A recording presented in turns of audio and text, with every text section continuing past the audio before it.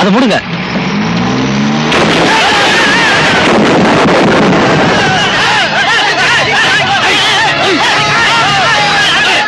Character இருக்காரு. எங்க போயிருக்காரு? வீட்டுல இருப்பாரு இல்லையா? பின்ன எங்க போயிருக்காரு தெரியாதா?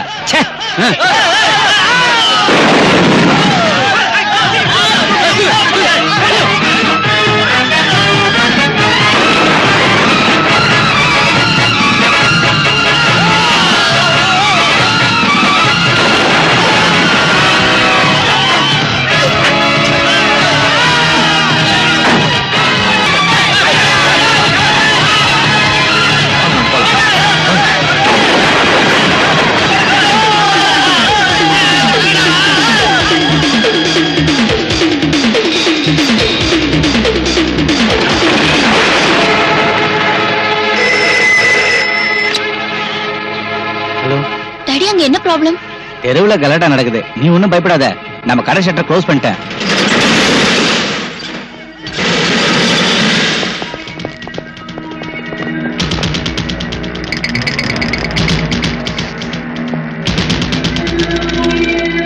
இக்ரோஸ்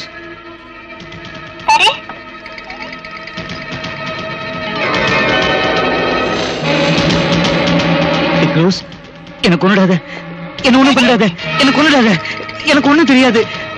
உனக்கு இங்க என்ன வேணும்னாலும் எடுத்துக்கோ. என்ன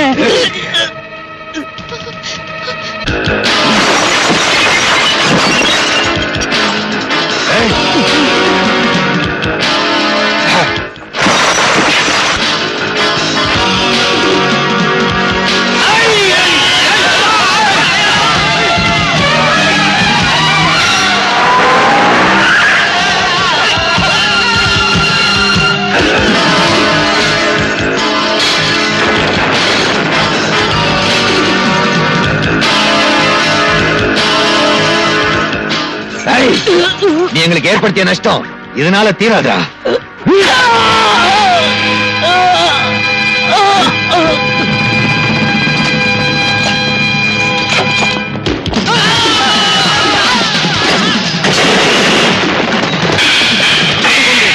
இந்த பக்கமாக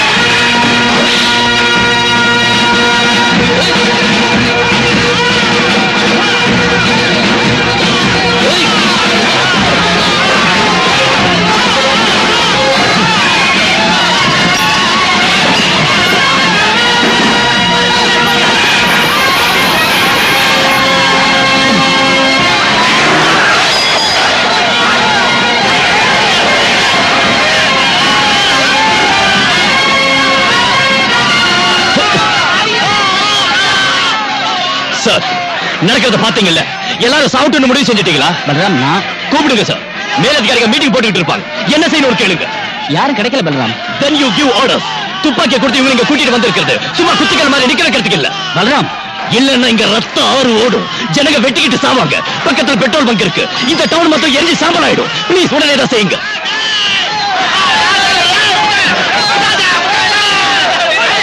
எல்லாரும் உடனே கிளம்பி போங்க. சட்டவிரோதமான இந்த கூட்டம் கிளம்பி போகணும். எல்லாரும் உடனே கிளம்பி போயிடுங்க. இல்லன்னா போலீஸ் துப்பாக்கி சூடு நடத்தும். சீக்கிரம் எல்லாரும் கிளம்பி போயிடுங்க. இல்லன்னா துப்பாக்கி சூடு நடக்கும்.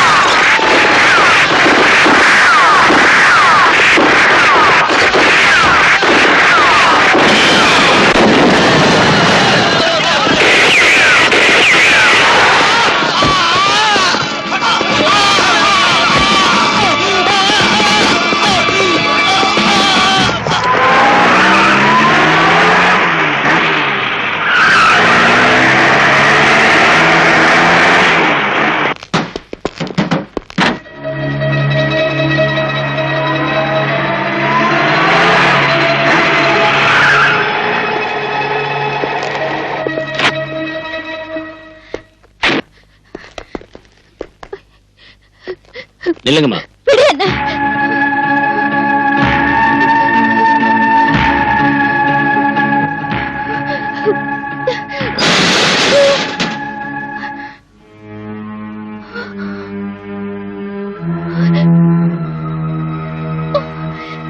ஐயோ.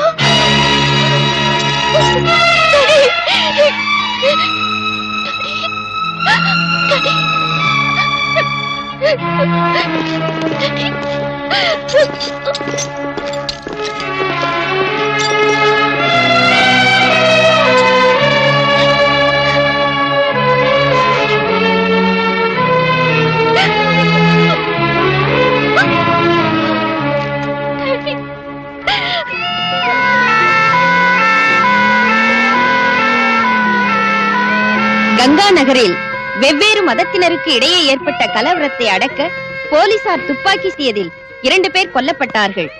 நடந்த சம்பவத்தை நேரில் பார்த்த நீ வர்றதுக்கு லேட் ஆனதும் நான் டென்ஷன் ஆயிட்டேன். ரோடு வழியா ஒரு வண்டியும் விடல. ஆம்புலன்ஸ்ல வந்ததுனால தப்பிச்சோம். நீங்க சொன்ன வேலையை பக்குவமா முடிச்சிட்டேன். தெரியும்.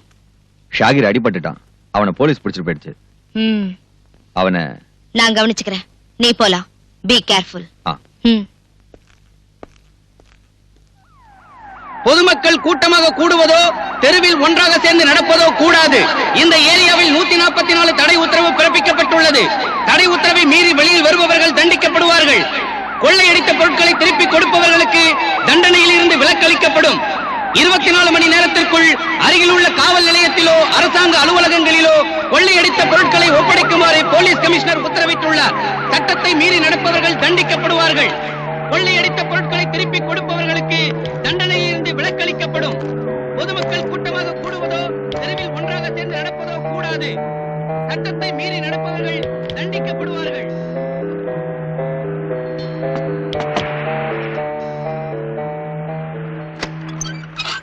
நீங்களா எங்க போயிருந்தீங்க? நீங்க வராம நான் ரொம்ப தவிச்சு போய். மெதுவா. நீ இதை பத்திரமா வச்சிருக்கணும். யாருக்கும் தெரியக்கூடாது. நான் அப்புறமா வரேன்.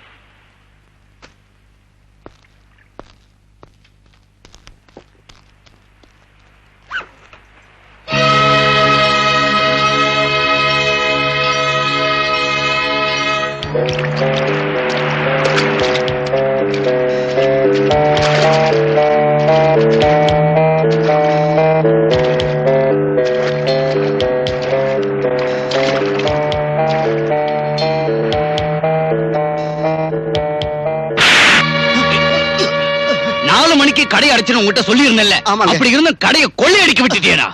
இல்லைங்க முதலாளி, வெளியே வச்சிருந்த 3 பாட்டில்களை தான் அவங்க தூக்கிட்டு போனாங்க. கொள்ளையடிக்க வந்தவங்களை அடிச்சு துரத்திட்டோம். சீக்கிரமா இந்த பாட்டில்களை எல்லாம் ஸ்டோர் ரூம் கொண்டு போங்க. சரிங்க சார். வணக்கம் சார். வணக்கம். மறுபடியும் ஒரு கலவரம் ஏற்படாம தடுக்க அரசாங்கம் முன்னேற்பாடா ஏதாவது பண்ணிருக்கா? கூடுதல் போலீஸ் போர்ஸ வரவழைச்சிருக்கோம். இப்ப நிலைமை கட்டுக்கடங்கியே தான் இருக்கு. இந்த கலவரத்துக்கு பொறுப்பேற்று உங்க மந்திரி சபை ராஜினாமா செய்யுமா? உங்களை திருத்தவே முடியாது. நடந்த கலவரத்துல இறந்தவங்களுக்கும் அவங்க குடும்பத்தை சேர்ந்தவங்களுக்கும் நீங்க நஷ்டஈடு கொடுப்பீங்களா? நிச்சயம் கொடுப்போம். பொதுமக்கள் மேல போலீஸ் துப்பாக்கி சூடு நடத்தினதை பத்தி விசாரிப்பீங்களா? விசாரிப்போம். சட்டப்படி விசாரிப்பீங்களா? போலீஸோட அத்துமீறுதலை பத்தி? போதும் நிறுத்தியா. முதல்ல நான் விசாரிச்சு தெரிஞ்சுக்கிறேன் யார் மீறினாங்கன்னு.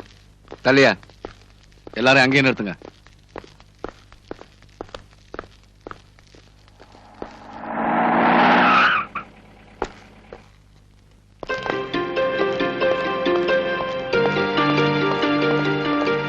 எங்க போய் சுத்திட்டு இவ்வளவு லேட்டா வரீங்க? நான் எங்கேயும் சுத்திக்கிட்டு இருக்கல சார். செத்தவங்க அங்கேயே போட்டுறதா? அந்த டெட் பாடிஸ போஸ்ட்மார்ட்டத்துக்கு அனுப்ப வேண்டாம். அந்த வேலையா இருந்தா கொன்னது நீங்க தானே. மீதி உள்ள போய் சொல்லுங்க. அமைதியான முறையில ஊர்வலமா போனவங்க மேல துப்பாக்கி சூடு நடத்தி கொல்றதுக்கு உத்தரவு போட்டது இன்ஸ்பெக்டர் பல்ராம் தான். முன்கோபக்காரனான இந்த போலீஸ் ஆபீசர் இதுக்கு முன்னாடி செஞ்ச கொடூரமான கொலைகள் எல்லாம் நமக்கு தெரிஞ்ச விஷயம். இதுக்கு மேலே இந்த ஆளு டிபார்ட்மெண்ட்ல வச்சுக்கிட்டு இருக்கிறது போலீஸ் டிபார்ட்மெண்ட்டுக்கும் அரசாங்கத்துக்கும் பெரிய அவமானம். நான் சொல்றேன். பல்ராம பத்தி பார்ட்டியில் உள்ள அங்கத்தினர்களுடைய எதிர்ப்பை தான் நான் இங்க பிரதிபலிக்கிறேன். சகாதேவன், பார்ட்டி விஷயத்தை பத்தி எல்லாம் இங்க பேசாதீங்க. நேத்து நடந்த சம்பவத்தை பத்தி தான் நான் விசாரிக்கிறேன். அந்த இன்ஸ்பெக்டர் எங்க?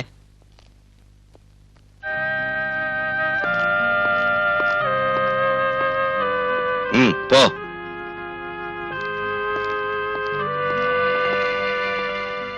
இதோட அவன் தொப்பிய கழட்டிடணும் சார்.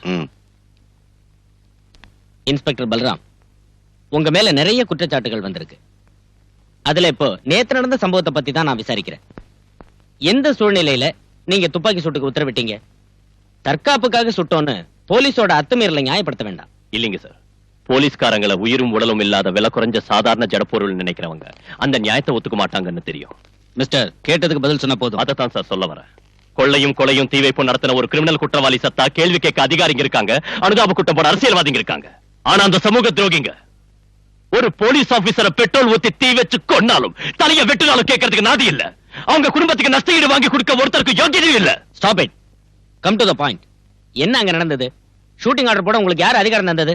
சார், கல்லு கடப்பார கைவெடி குண்டோட ஒரு கூட்டம் வந்து போலீஸை தாக்குறப்ப வெறும் லட்டி வச்சு அவங்கள தடுத்து நிறுத்த முடியாம போச்சு. அந்த சமயத்துல மேலதிகாரிகளை காண்டாக்ட் பண்ண அனுமதி கேட்டேன். ஜில்லா கலெக்டர்ல இருந்து டிஐஜி வரைக்கும் கேட்டேன். ஆனா யார்கிட்ட இருந்து ஒரு பதிலும் கிடைக்கல. மேலதிகாரிங்க மேல நீங்க இன்னைக்கு பழி சுமத்தி தப்பிக்கலாம்னு பாக்காதீங்க. உங்களுக்கு எதிராக நடவடிக்கை எடுக்காம இருக்கிறதுக்கு காரணம் உங்களால சொல்ல முடியுமா? நடவடிக்கை எடுக்க வேண்டியது குற்றவாளிகளுக்கு எதிராக தான் சார். காம்தார் ஸ்ட்ரீட்ல கொள்ளையடிச்சவங்களையும் கிருஷ்ணா ஜுவல்லர்ஸ் சூறையாடி அதோட உரிமையாளரை கொன்னவங்களையும் போலீஸ் வாகனங்களை கொளுத்தி பொது சொத்துக்களை நாசப்படுத்துறவங்களையும் சுதந்திரமா வெளியே விட்டுட்டு என்ன குற்றவாளி ஆக்குறது துப்பாக்கி சூட்டுக்கு உத்தரவு போட்டதால் தான் அது நான் செஞ்ச குற்றமே இல்ல. ஒரு போலீஸ் ஆபீசர்ங்கிற முறையில் அது என் டியூட்டி. அதுல 2 பேர் தான் செத்தாங்க. ஆனா எத்தனையோ உயிர்கள் காப்பாற்றப்பட்டிருக்கு. இப்ப லட்சக்கணக்கான ரூபாய் தான் நஷ்டமா இருக்கு. ஆனா கோடிக்கணக்கான ரூபாய் நஷ்டமாகாம தடுத்திருக்கு. இதுக்கு ஆதாரம் அந்த கிருஷ்ணமூர்த்தியோட பணம் தான். இப்பவும் கட்டுக்கடங்காத நிலைமை தான் அங்க இருக்கு. கலவரத்துல மண்டை உடைஞ்சு எலும்பு முறிஞ்சு ஆஸ்பத்திரியில இருக்கிறாங்க போலீஸ்காரங்க உட்பட நூத்துக்கணக்கான நிரபராதிங்க. அவங்கள சந்திச்சு ஆதாரமும் வாக்குமூலமும் வாங்காம ஒருத்தரை தண்டிச்சு சமூக துரோகிகளை கரை சேர்க்கத்தான் இந்த விசாரணை கமிஷன் சொன்னா. அவரை விட்டுட்டோம். I'm sorry sir.